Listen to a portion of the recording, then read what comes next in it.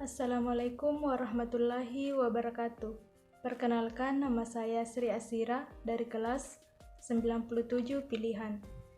Saya merupakan salah satu mahasiswi Universitas Negeri Makassar, jurusan Pendidikan Guru Sekolah Dasar, Fakultas Ilmu Pendidikan. Tujuan saya membuat video ini untuk menyelesaikan ujian akhir semester pada mata kuliah Demokrasi dan HAM. Kali ini saya akan membahas materi mengenai pemilu kada serentak pada masa pandemi COVID-19 atau new normal di Indonesia.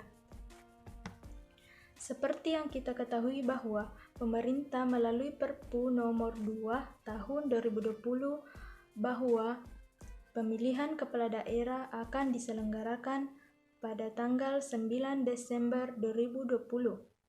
Pada awalnya, Pilkada 2020 akan diselenggarakan pada tanggal 23 September 2020 untuk memilih 9 gubernur, 224 bupati, dan 37 wali kota secara serentak. Sebelum Indonesia terkena pandemi COVID-19, KPU telah melakukan serangkaian tahapan pelaksanaan Pilkada serentak 2020. Akibat pandemi tersebut, KPU akhirnya mengeluarkan surat keputusan yang mengatur penundaan beberapa tahapan Pilkada 2020. Di antaranya, yang pertama yaitu pelantikan dan masa kerja panitia pemungutan suara atau PPS. Yang kedua yaitu verifikasi syarat dukungan calon perseorangan. Yang ketiga, pembentukan petugas pemutahiran data pemilih atau PPDP dan pelaksanaan pencocokan dan peneliti atau coklit. Keempat yaitu pemutahiran dan penyusunan daftar pemilih. Mengenai kepastian jadwal Pilkada 2020 yang sempat tertunda, akhirnya terjawab. Pilkada akan diselenggarakan di 270 daerah dan dipastikan akan dilaksanakan 9 Desember mendatang. Keputusan tersebut diambil dalam rapat Komisi 2 DPR bersama dengan KPU, Bawaslu, DKPP, serta pemerintah yang diwakili oleh Menteri Dalam Negeri Bapak Tito Karnavian pada hari Rabu, tanggal 27 Mei 2020. Pada rapat tersebut menghasilkan 3 kesimpulan. Selain menetapkan jadwal Pilkada serentak 9 Desember mendatang, pada rapat tersebut juga sepakat bahwa tahapan lanjutan Pilkada akan dimulai 15 Juni dengan memperhatikan protokol kesehatan.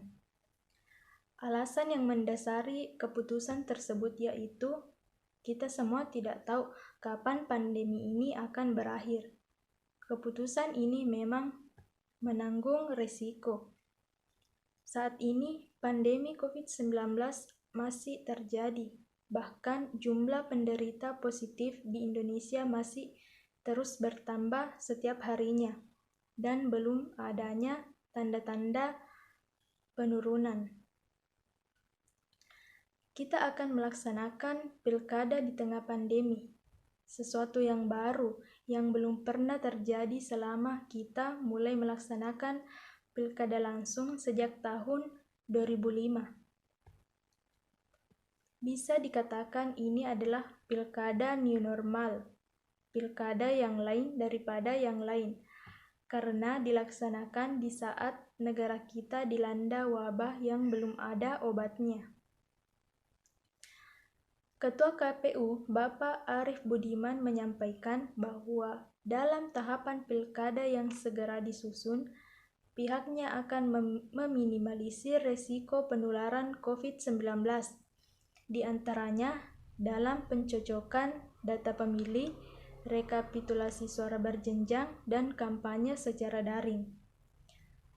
Apabila pandemi masih membahayakan, pemungutan suara diusulkan menggunakan metode pos atau dengan kotak suara keliling. Tahapan-tahapan tersebut memang baru kita laksanakan.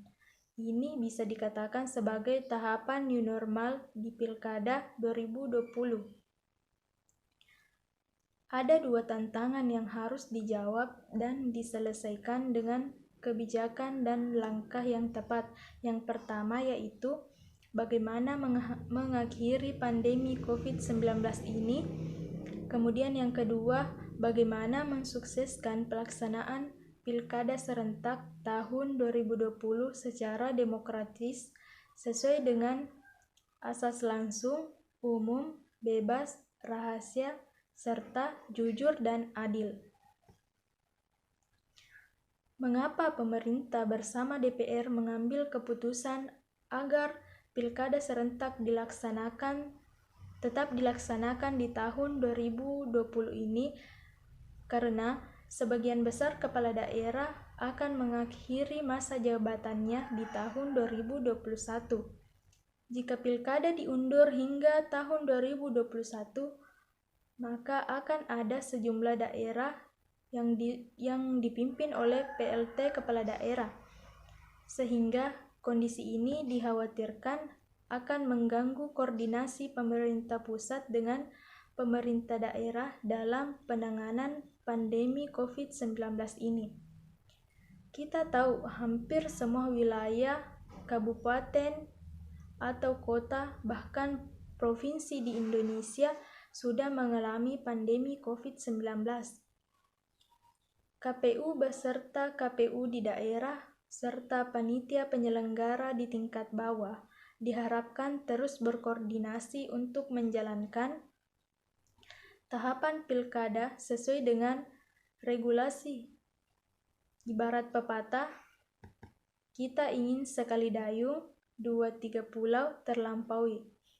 Dua target yang harus direalisasikan adalah bagaimana melaksanakan pilkada yang sah dan bagaimana mengakhiri pandemi COVID-19 ini. Ya, mungkin itu saja pembahasan kali ini. Mohon maaf atas kesalahan. Assalamualaikum warahmatullahi wabarakatuh.